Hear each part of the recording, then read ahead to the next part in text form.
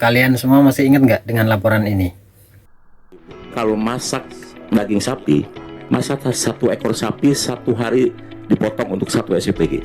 Jadi kalau di akhir tahun ini ada 19.000 SPG, maka ada 19.000 sapi dalam satu hari harus dipotong karena program makan bergizi. Kalau 4 kali sebulan, ya tinggal dikalikan Pak. Tapi saya sudah konsultasi dengan Dirjen Peternakan, katanya cadangan sapi nasional cukup untuk bisa mengantisipasi kebutuhan program makan bergizi. Beliau menyampaikan bahwa laporan dengan adanya 19.000 dapur MBG itu akan berdampak untuk perekonomian kita, mulai peternak sapi, ayam, lele, sayur mayur, itu akan kebanjiran pesanan, akan kebanjiran order. Ribuan tenaga kerja akan terserap. Secara konsep itu mungkin terdengar menjanjikan, terdengar sangat bagus. Siapa yang tidak ingin petani kita sejahtera, peternak kita sejahtera? Siapa yang nggak ingin? Pasti semua ingin. Tapi fakta di lapangan yang akan berbicara.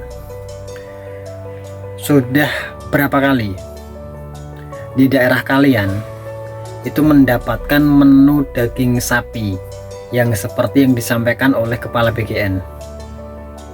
Apakah benar rutin diberikan? Berapa kali coba?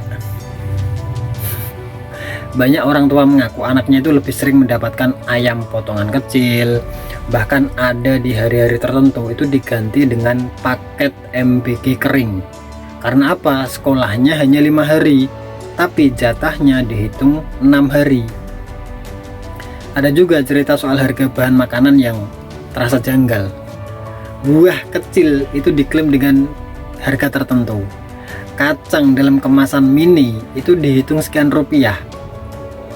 Dan rakyat itu tentu punya hak untuk bertanya, ya, punya hak kita untuk bertanya bagaimana transparansi perhitungannya, karena dana MBG ini itu berasal dari APBN dan sekitar 80% APBN kita itu bersumber dari pajak rakyat. Di situ ada kontribusi pajak dari pedagang, dari buruh, dari karyawan, dari pengusaha kecil, dari petani, dari semuanya, semua ikut membayar pajak. Dan itu ada kontribusi kita, makanya kita berhak untuk bertanya, kita boleh untuk bertanya. Dan ketika program ini dibanggakan di berbagai forum-forum internasional atau forum-forum nasional, masyarakat tentu berharap pelaksanaannya juga bisa sebaik dengan narasinya. Terutama saat bulan Ramadan, ketika sebagian daerah itu meliburkan sekolahnya, apakah pembagian MBG itu tetap efektif? Ini kan juga menimbulkan pertanyaan. Apakah anak-anak benar-benar mengkonsumsi makanan itu? Intinya sederhana kok. Masyarakat itu sebenarnya tidak anti program.